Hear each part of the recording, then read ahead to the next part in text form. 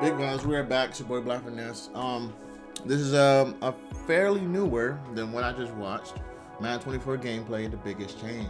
What is the biggest change? I'm here for it. Let's check it out. Madden 24, EA has made some significant updates to blocking, and it's one of the biggest gameplay improvements this year. Now, this video here is sponsored by EA, as they did provide me with some exclusive information to further break down the changes that you can expect in the trenches this year. And while they did provide some information on blocking in their deep dive trailer yesterday and on their website, I was able to talk one-on-one with developers and get more in-depth information about the changes happening with blocking this year so that I could break it down for you. And if you don't want to miss out on all the further breakdowns I'm going to have coming for Madden 24 every single day, make sure to subscribe and turn the bell icon on so that you're always up to date with the latest news. Now, while both pass and run blocking are seeing some nice improvements this year, I want to start things off with the run blocking, as that is where some of the more significant changes are, and it's also going to be the most noticeable to you the second you start playing. When speaking with developers, I was told a lot of focus was put on having blockers universally getting to where they need to go quickly. They told me that they did a lot of work with double team engage branchability, and combined with their threat detection improvements, it allows the blockers to get free of double teams much sooner and free to pick up rushers. The issue in previous Maddens was that when a double team animation was triggered, there was really no way to abort the double team when another threat was in the picture. The double team animation had to fully play out before one of the blockers could eventually disengage, and by that time it was often too late, as a free rusher from the second level would be able to run through the gap.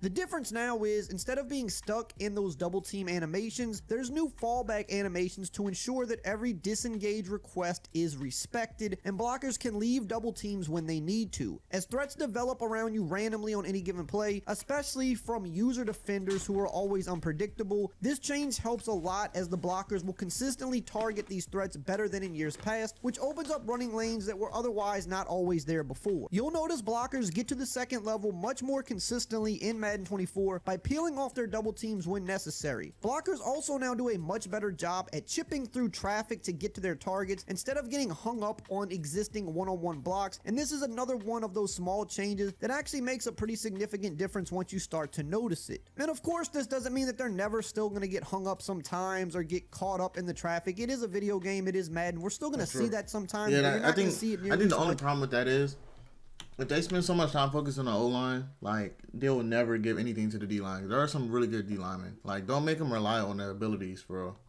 As you did before. The next big area in blocking that has been much improved is the open field targeting and overall blocker locomotion. Blockers now get to where they need to go more smoothly, and they're actually taking a less is more approach.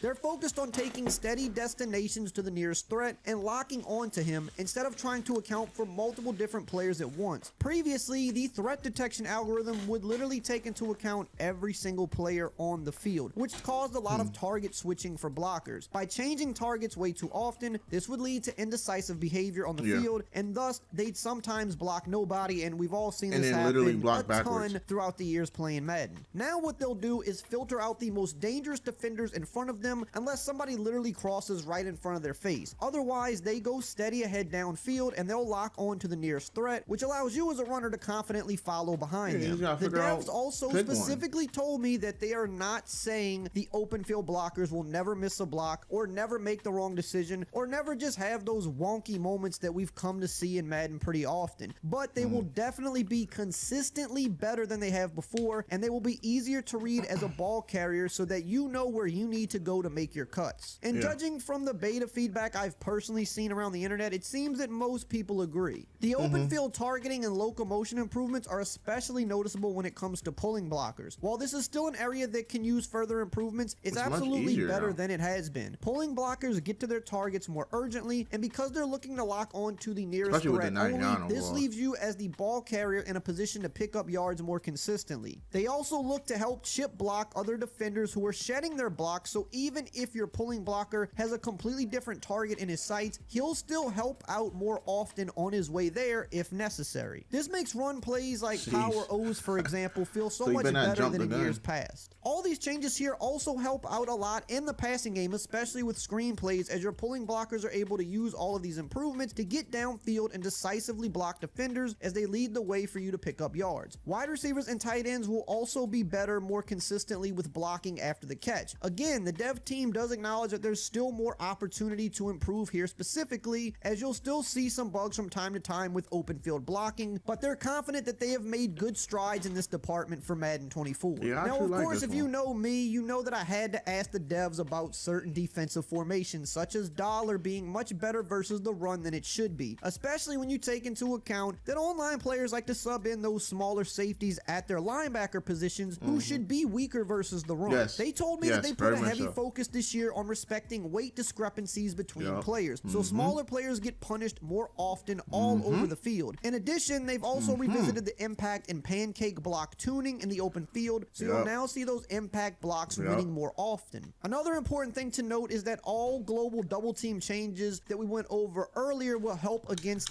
We're going to talk about that right there. People who like to use 335 and dollar, y'all, hey, GG's to the exploitation. It's over. Running 335 is not the meta no more. Because of weight discrepancy. Literally, if you are trying to be a sub linebacker and there's a big lineman, 300-pound lineman coming at you, GG's, because you're not getting through it anymore.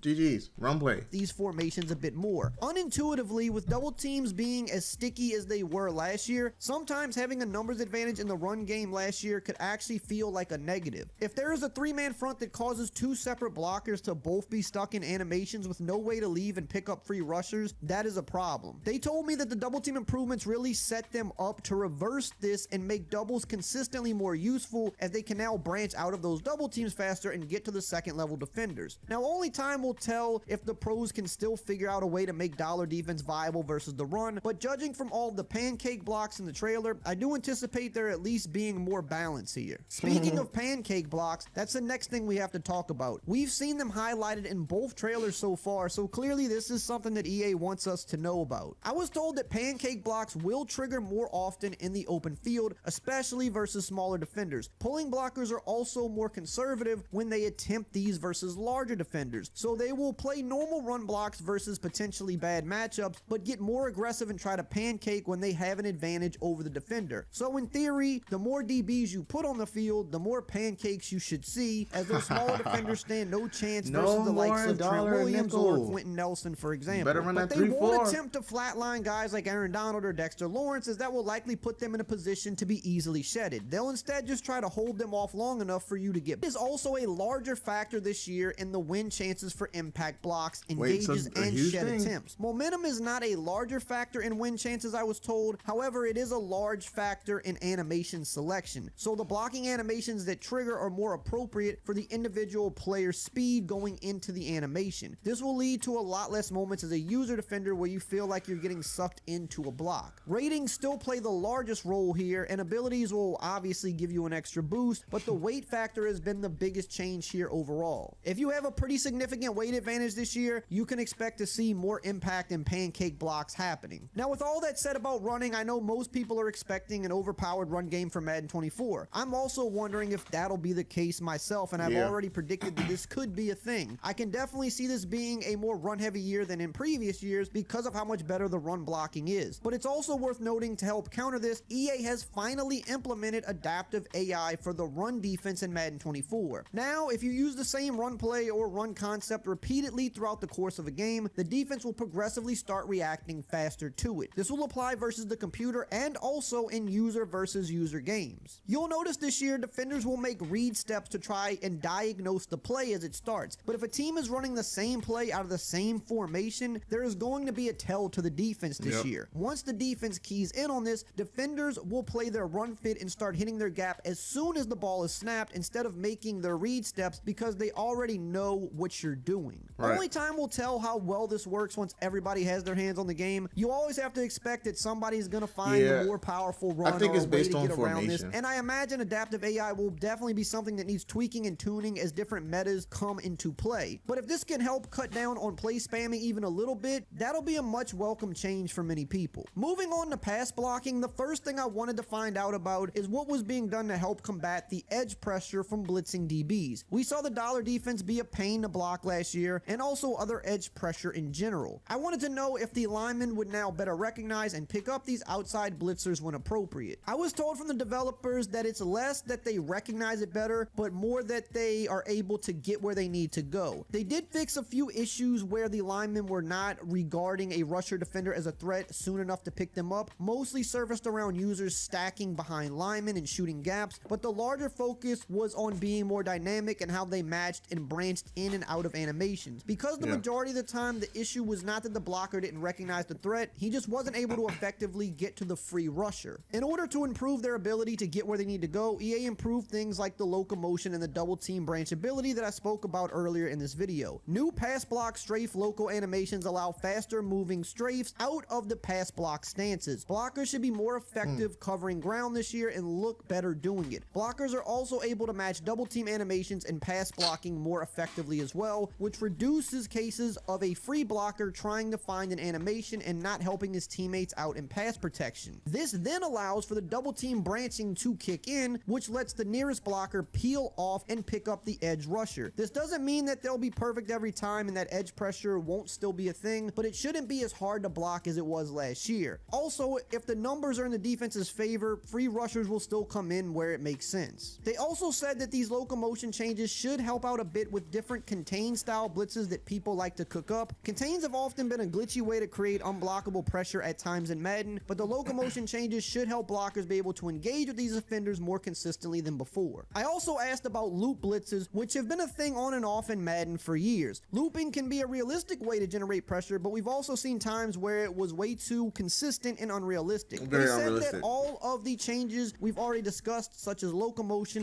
better threat detection, and double team branching, should make it to where you won't see looping be as dominant as it once was, as they can now recognize the loopers and actually detect them and take them out of the play. The next thing I wanted to find out about was halfback blocking. This is an area that I've complained about personally a ton over the years, and it just has not been great in Madden for a while. And in real life, the halfback is such an important part of pass protection. I was told that there were some problematic plays where the halfback was putting himself in a bad spot to pick up anything but interior threats. This is why blocking halfbacks would often be useless versus these outside blitzes that we talked about. The devs said that they have fixed some of those issues and put halfbacks in better spots to pick up any defender that might come through. The better destinations and threat detection that we talked about multiple times in this video will help with those outside blitzers. This should be especially true when using the ID the mic feature as well. However, the devs did say that they do still expect this to be an issue on a number of plays, and they'll continue to hammer away on it versus those specific cases. So what I kind of gather from all this is halfback blocking is definitely still an area that they need to further improve on, but it should at least be hopefully a little bit better. As long as they're not immediately sucking to the inside and only paying attention to free rushers between the numbers, and they can make an effort to get to the outside to pick up edge heat, that should definitely help in blocking that edge pressure. It's not going to probably be consistent every single time, but if he can at least make the effort to get out there, he'll be able to stop it sometimes, which is more than you can say about last year. Another thing I wanted to know about was tight end blocking. We saw tight ends go from being unrealistically dominant pass blockers in Madden to being almost useless last year after changes were made. While I don't think most tight ends should be dominant pass blockers, especially versus elite pass rushers, I think for game balance they need a slight buff. I think tight ends being much weaker last year also contributed to the edge blitzes being so much harder to block. I was told that there is slight tuning to make tight ends a bit more effective, but it is also capped by the focus on making weight more of a factor. So the heavy elite edge rushers should still do their thing here, but versus smaller defenders, the better tight end should do a much better job. They said that George Kittle was the benchmark for tuning an elite blocking tight end. George Kittle can block too. They said George Kittle in-game wins his blocking engagements more than double what PFF reports him winning, and while they don't believe he will win as much as some users may want him to in Madden, it's still double the win rate of his real-life counterpart, and he is frequently going up against larger defensive ends. But when compared to previous Maddens before last year, these tight ends would win much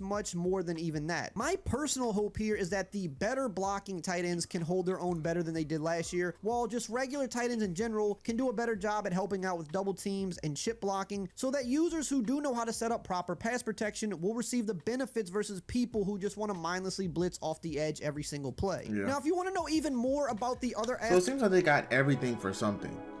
For example, you got something to make up for it. Like, for example, if the O-line are blocking too well, people are going to mess around and overuse the run play. Even if they're in the same formation and no huddle and stuff like that, it would literally, they make up for it by the computer just reading it, like the computer just catching on that you're just gonna keep running it because you feel like we can't stop it. No, we're gonna stop it.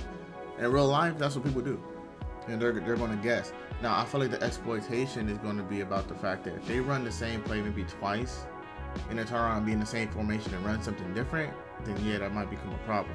You feel me? Like, it's always something. So, even with the quarterbacks doing normal things and like the tight ends blocking well, it really just depends on, now this game is, it really just depends on animations now, because now this game is not animation based anymore.